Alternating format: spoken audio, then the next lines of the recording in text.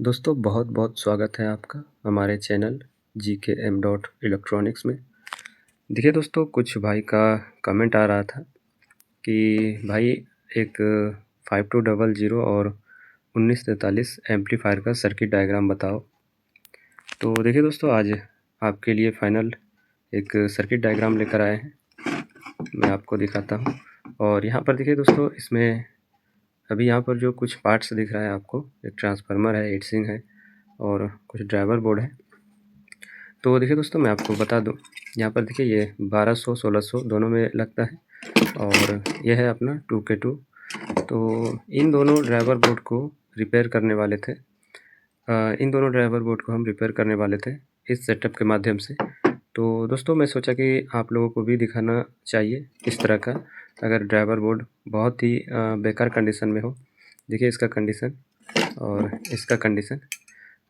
तो ज़्यादातर मैकेनिक दोस्तों इसको रिटायर कर देता है और इस तरह का कंडीशन अगर हो जाए तो न्यू बोर्ड लगा देता है इसके जगह पर। लेकिन दोस्तों ऐसा कोई ज़रूरी नहीं है, ये बन सकता है और बेहतरीन तरीके से ये बन सकता है। तो दोस्तों, मैं सोचा कि आप लोगों को भी इसका जानकारी पता होना चाहिए, ताकि जो भाई इस फील्ड में नया नया काम शुरू किया है और जिसको मालूम नहीं है, तो इस तरह का जानकारी होना चाहिए। तो देखिए दोस्तों, इस वीडियो में तो इसको रिपेयर नहीं करेंगे, इस बोर्ड को इस वीडियो में रिपेयर नहीं करेंगे। लेकिन इसका नेक्स्ट वीडियो जो आएगा तो इसका जो है ड्राइवर बोर्ड का फुल एक्सप्लेन करेंगे दोस्तों, इस ड्राइवर बोर्ड का और इस ड्राइवर बोर्ड का, और इसको बनाएंगे और बेहतरीन क्वालिटी में इसको बनाएंगे, ताकि ये नए के जैसा फिर से हो जाए। तो इसके बाद जो दोस्तों वीडियो आएगा वो इसका आएगा, तो आप लोग इसको ज़रूर देखिएगा। क्योंकि अगर आप लोग एम्पलीफायर का काम करते हैं तो आपके पास भी इस तरह का समस्या आता होगा, और अगर आता नहीं होगा तो ज़रूर आएगा दोस्तों। तो अगर आपको इसका फुल जानकारी रहेगा तो आगे चल के आप लोगों को बहुत काम आने वाला है। और जिस तरीके से इसको रिपेयर करेंगे दोस्तों, अगर एक बार इस वीडियो को आप देख लेंगे तो हमारे हिसाब से शायद फिर दोबारा आप यूट्यूब पर सर्च नहीं करेंगे और नहीं खोजेंगे कि ड्राइवर बोर्ड कैसे रिपेयर करें। तो दोस्तों, यह वीडियो जो ड्राइवर बोर्ड का आएगा, ये वीडियो बहुत ही ख़ास होने वाला है, आप लोग ज़रूर देखिएगा। तो दोस्तों, अभी आते हैं मेन मुद्दे पर। जो हमारा कुछ सब्सक्राइबर है जो कि कमेंट कर रहा था कि भाई एक 100 वाट का 5200 यानी कि 5200 और 1943 में डायग्राम दो। तो देखिए दोस्तों, आप सबके लिए आज एक डायग्राम लेकर आए हैं आप लोगों के लिए। और इसका जो है मैं डिटेल जानकारी दे देता हूँ। हालांकि यहाँ पर आप देख लीजिए अच्छी तरीके से, और आप इसका एक फ़ोटो खींच लें, स्क्रीनशॉट ले लें, ताकि अगर आपको इसको बनाना हो तो बना सकते हैं। और दोस्तों, हमारा जितना भी डायग्राम होता है, मैं आपको बता दूं कि हमारा जितना भी डायग्राम होता है वो 110% उसमें जो है किसी भी प्रकार का आपको कोई दिक्कत नहीं होगा जब आप इसको बनाएंगे। जिस तरह से इसमें कंपोनेंट लगा हुआ है, पार्ट्स लगा हुआ है, अगर इसको करेक्ट आप बनाते हैं तो आप हमको खुद कमेंट करेंगे कि नहीं भाई ये परफेक्ट काम कर रहा है।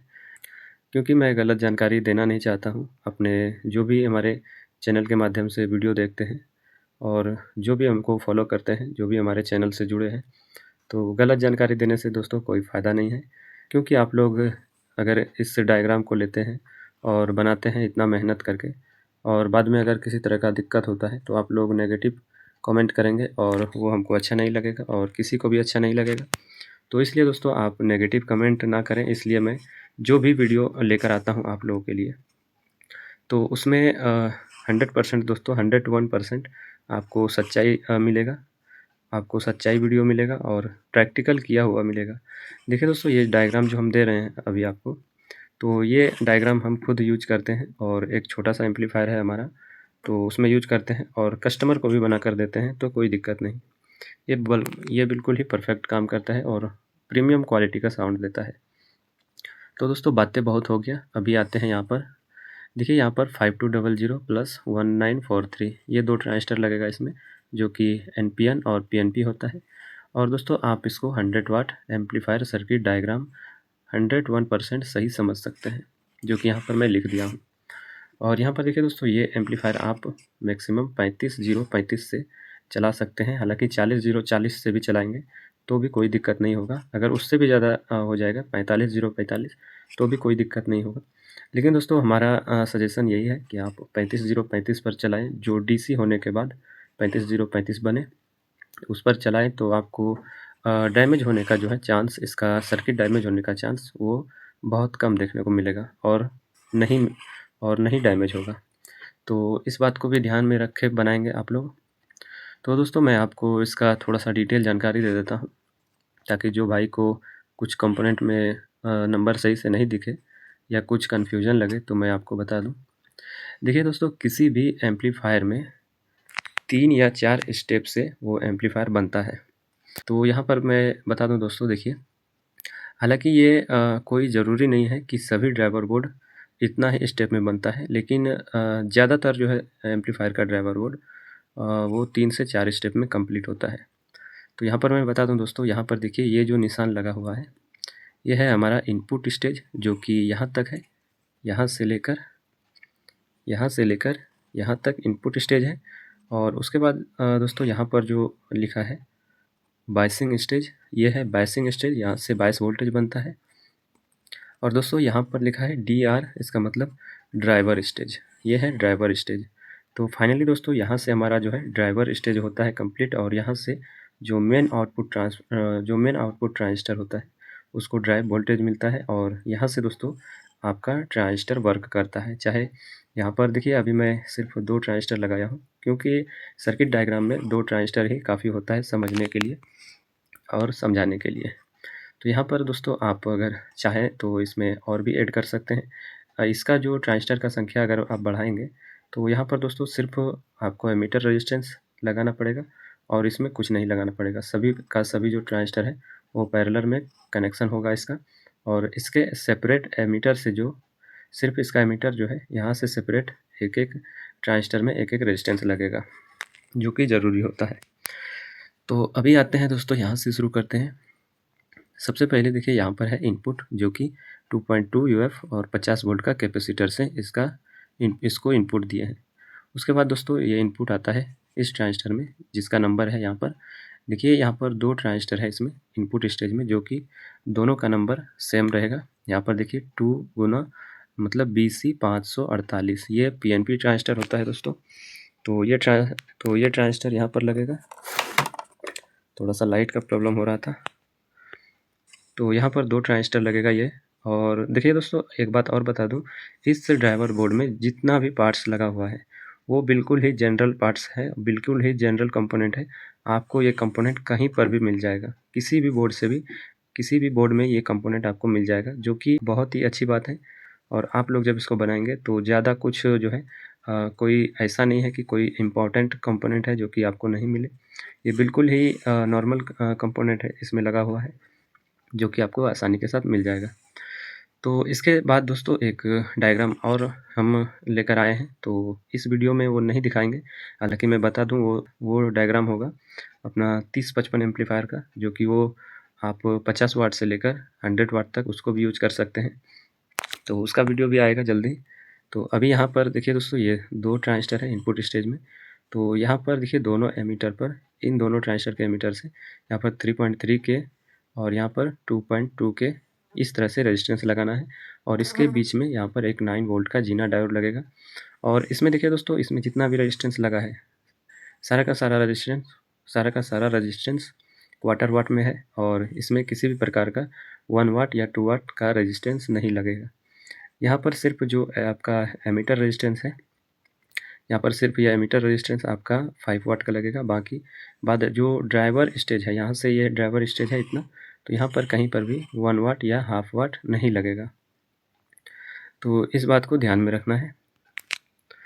और यहाँ पर देखिए दोस्तों, मैं बता रहा था ये जीना डायोड, यहाँ पर 9 वोल्ट का जीना डायोड लगेगा, और इसको यहाँ पर देखिए जो ये सिंबल है, ये ग्राउंड का सिंबल है। इन पॉइंट को जहाँ जहाँ पर भी ये पॉइंट आपको दिख रहा है उसको ग्राउंड करना है। तो एक पॉइंट यहाँ है, एक पॉइंट यहाँ है, और एक पॉइंट यहाँ है, और एक पॉइंट ये है दोस्तों, जो कि स्पीकर का पॉइंट होता है, वो तो आपको पता है, ग्राउंड करना ही पड़ेगा।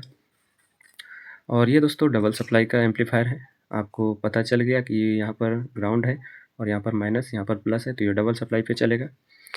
तो यहाँ पर देखिए दोस्तों, इसके इसके इनपुट ट्रांजिस्टर के बेस पर यहाँ पर एक 68 के का रेजिस्टेंस है और इसी के पैरेलल में यहाँ पर एक 330 पीएफ है।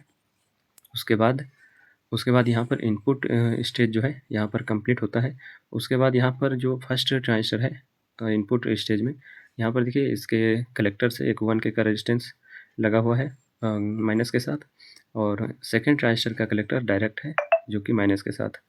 उसके बाद दोस्तों यहीं से इसके कलेक्टर से ही रेजिस्टेंस के बाद यहाँ पर इसके कलेक्टर से यहाँ पर जो एक रेजिस्टेंस का निशान दिख रहा है, तो यहाँ पर थोड़ा सा मिस्टेक हो गया था हमको बनाने टाइम। तो यहाँ पर दोस्तों रेजिस्टेंस नहीं लगेगा, यहाँ पर डायरेक्ट आएगा और यहाँ पर इसके बेस पर जाएगा।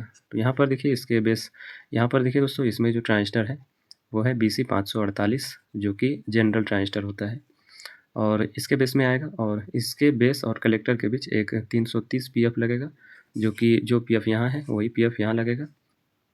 और इसका एमीटर दोस्तों यहाँ पर जो है माइनस के साथ जुड़ा है और इसके कलेक्टर से जब आगे जाएगा सप्लाई तो यहाँ पर आएगा दोस्तों। इससे पहले यहाँ पर देखिए एक 100 ओम का रेजिस्टेंस इसके बेस के साथ जुड़ा है जो कि ये हमारा ड्राइवर ट्रांजिस्टर है जो कि यहाँ से फाइनल होता है, जो कि यहाँ से फाइनल आउट करता है ये सिग्नल मेन पावर ट्रांजिस्टर के लिए और आउटपुट ट्रांजिस्टर के लिए।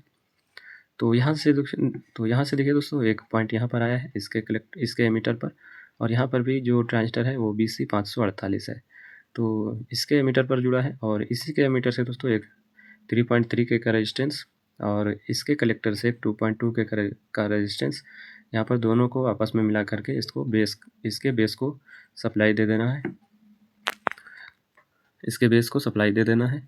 और इसी के कलेक्टर से दोस्तों देखिए यहाँ पर जो प्लस सप्लाई है यहाँ से एक 1 के का रेजिस्टेंस और यहाँ पर 3.3 के का रेजिस्टेंस जो कि सीरीज में लग करके इसके कलेक्टर पर आया है और इसके सेंटर से एक कैपेसिटर लगा है यहाँ पर 100 UF और 50 वोल्ट। देखिए दोस्तों इसमें 35 सप्लाई लगेगा, तो यहाँ पर आप कैपेसिटर जो है इसमें 2 कैपेसिटर है, एक यहाँ, तो आप 50 वोल्ट में लगाएं तो ज़्यादा बेहतर होगा। हालांकि कम का भी लगाएंगे तो चलेगा लेकिन 50 वोल्ट में लगाने से वो लॉन्ग टाइम तक ख़राब नहीं होगा। तो यहाँ पर देखिए ये कैपेसिटर यहाँ पर इसके सेंटर पॉइंट से लिए हैं और यहाँ पर दोस्तों इसका जो ये सेकेंड ट्रांजिस्टर है इनपुट स्टेज का, इसके बेस के साथ यहाँ पर देखिए एक 15 के का रेजिस्टेंस है और यहाँ 15 के रेजिस्टेंस के बाद इसका कनेक्शन इस कैपेसिटर का कनेक्शन होगा और यहाँ पर एक जो इसका बेस है इसके बेस के साथ एक 470 ओम और एक 47 UF 50 वोल्ट का कैपेसिटर जो कि ग्राउंड से कनेक्ट होगा। देखिए दोस्तों इसका अगर मैं आपको एक एक पॉइंट के बारे में, वोल्टेज के बारे में अगर बताऊं कहाँ पर कितना वोल्ट होगा तो उसमें दोस्तों आप कंफ्यूज हो जाएंगे क्योंकि और वीडियो भी बहुत लंबा हो जाएगा। तो उतना झंझट में फंसने की कोई ज़रूरत नहीं है, आप लोग इसको बनाइए और ये 100% चालू हो जाएगा, किसी भी तरीके का कोई दिक्कत नहीं होगा इसमें। उसके बाद दोस्तों यहाँ पर देखिए यहाँ तक तो हमारा कंप्लीट हो गया, मैं आपको बता दिया। उसके बाद यहाँ से इसी के कलेक्टर से एक 100 ओम का रेजिस्टेंस और लेना है और इसके बेस के साथ कनेक्ट करना है और इसका कलेक्टर देखिए यहाँ पर डायरेक्ट प्लस सप्लाई के साथ कनेक्ट है। उसके बाद यहाँ पर देखिए दोस्तों इसके एमीटर से एक 1 के का रेजिस्टेंस और इसके एमीटर से एक 1 के का रेजिस्टेंस जो कि दोनों आपस में आकर यहाँ पर फीडबैक के लाइन से जुड़ा हुआ है यहाँ पर, और यहाँ पर हो गया और यहाँ पर भी हो गया। इसका कलेक्टर डायरेक्ट प्लस सप्लाई के साथ जुड़ा हुआ है और यहाँ पर देखिए दोस्तों इसका जो इस ट्रांजिस्टर का नंबर है वो है BD 140 और यहाँ पर है BD 139। तो ये नंबर होता है इसका जो कि जनरल ट्रांजिस्टर है, ये ट्रांजिस्टर आपको आसानी से मिल जाएगा। उसके बाद दोस्तों यहाँ से जो फाइनल आउटपुट निकलेगा आउटपुट ट्रांजिस्टर के लिए जो बाइसिंग निकलेगा वो इसके एमीटर पॉइंट से निकलेगा और यहाँ पर भी इसके एमीटर पॉइंट से ही निकलेगा। उसके बाद ये जाकर जुड़ेगा 5200 और यहाँ पर 1943 के बेस में, और यहाँ पर देखिए दोस्तों ये इसका 1943 का कलेक्टर माइनस के साथ कनेक्ट है और यहाँ पर 5200 का कलेक्टर प्लस वोल्टेज के साथ कनेक्ट है। तो यहाँ पर दोस्तों ये हमारा हो जाता है फाइनल। उसके बाद जो लास्ट कंपोनेंट है यहाँ पर देखिए, यहाँ से जब स्पीकर का वायर निकलेगा इसके साथ फीडबैक का कनेक्शन है यहाँ पर उसके बाद यहाँ से जो निकलेगा, यहाँ पर दोस्तों एक 10 ओम्स का, यहाँ पर दोस्तों एक 4.7 ओम का रेजिस्टेंस, जो कि यहाँ पर आपका 0.5 वाट में होगा। यह दोस्तों हाफ वाट में है, और अगर हाफ वाट में ना मिले तो आप 1 वाट में ले सकते हैं। बस इसमें एक रेजिस्टेंस ऐसा है दोस्तों, जो कि यहाँ पर हाफ वाट या 1 वाट का हो सकता है। यहाँ पर आपको क्वार्टर वाट में नहीं लगाना है, यहाँ पर आपको हाफ वाट या 1 वाट का ही लगाना है। उसके बाद यहाँ पर जो है एक कैपेसिटर लगा है, जो कि 104J, और ये 100 वोल्ट में होता है, जो ग्रीन कलर का होता है। उसके बाद इसको दोस्तों यहाँ पर ग्राउंड कर देना है। रेजिस्टेंस और कैपेसिटर को सीरीज में लगाकर इसको ग्राउंड कर देना है। उसके बाद दोस्तों यहाँ पर हो जाता है हमारा फाइनल कंप्लीट। यहाँ पर आप स्पीकर लगा करके, एक स्पीकर का वायर ग्राउंड के साथ जोड़ करके इसको बजा सकते हैं, यहाँ पर इनपुट दे करके। और देखिए दोस्तों, अगर आप लोगों को बेस ट्रेबल का सर्किट डायग्राम चाहिए और आप लोगों को बनाना है या जानना है कि बेस ट्रेबल का सर्किट डायग्राम कैसा होता है, ट्रांजिस्टर वाला और आईसी वाला, तो आप लोग कमेंट कीजिएगा। मैं इस पर एक वीडियो बना दूंगा, जिसमें आपका ट्रांजिस्टर और आईसी दोनों से बेस ट्रेबल कैसे बनते हैं, और बिना ट्रांजिस्टर बिना आईसी का भी बेस ट्रेबल कैसे बनता है, सिर्फ पीएफ और रेजिस्टेंस की मदद से। तो इस पर कंप्लीट वीडियो बना देंगे। वो निर्भर करेगा दोस्तों आप लोगों के कमेंट पर। आप लोगों को अगर चाहिए बेस ट्रेबल का सर्किट डायग्राम, तो आप लोग कमेंट कीजिएगा, उस पर भी एक वीडियो बना देंगे। और दोस्तों इसके साथ साथ मैं आपको एक बात और बता दूं। देखिए, अगर आप लोग ज़्यादा से ज़्यादा कमेंट करते हैं इस वीडियो पर कि भाई इसका जो है प्रैक्टिकल करके दिखाओ, तो दोस्तों मैं आपके लिए वो भी कर सकता हूँ, कोई दिक्कत नहीं। अगर आप लोग ज़्यादा से ज़्यादा कमेंट करते हैं तो मैं इस पर प्रैक्टिकल करके भी आपको दिखा सकता हूँ। इसी पर दोस्तों कंपोनेंट लगा करके, जो नंबर का कंपोनेंट है इसी डायग्राम के ऊपर लगा करके, और इसको चालू करके दिखा सकते हैं और बजा करके दिखा सकते हैं। तो वो निर्भर करता है दोस्तों आपके कमेंट के ऊपर। आप लोग ज़्यादा से ज़्यादा अगर कमेंट करेंगे तो इस पर प्रैक्टिकल कर देंगे और आपको दिखाएंगे। तो दोस्तों यह जानकारी आपको कैसा लगा? अगर जानकारी अच्छा लगा हो, डायग्राम अच्छा लगा हो और इससे आपको कुछ सीखने को मिला हो, तो वीडियो को लाइक कीजिएगा। और साथ ही साथ चैनल पर नए हैं, चैनल को अभी तक सब्सक्राइब नहीं किए हैं तो चैनल को सब्सक्राइब करके रखें, क्योंकि दोस्तों हमारे चैनल के माध्यम से आप लोगों को बहुत कुछ सीखने को मिलेगा। रिपेयरिंग भी सीखने को मिलेगा, और प्रैक्टिकल भी सीखने को मिलेगा, और साथ ही साथ डायग्राम भी देखने को मिलेगा और समझने को मिलेगा। तो इसलिए हमारे चैनल पर बने रहें। और देखिए दोस्तों, एक बात और मैं बता दूं कि एम्पलीफायर का जो सिस्टम होता है वो किस तरह से बनता है और किस तरह से काम करता है। किसी भी एम्पलीफायर का सिस्टम जानने के लिए सबसे पहले जो है उसका डायग्राम समझना ज़रूरी होता है, क्योंकि हम लोग भी अगर रिपेयरिंग करते हैं और कई बार फंस जाते हैं, तो डायग्राम का ही सहारा लेते हैं और डायग्राम के मदद से जो है उस प्रॉब्लम को सॉल्व आसानी से कर लेते हैं।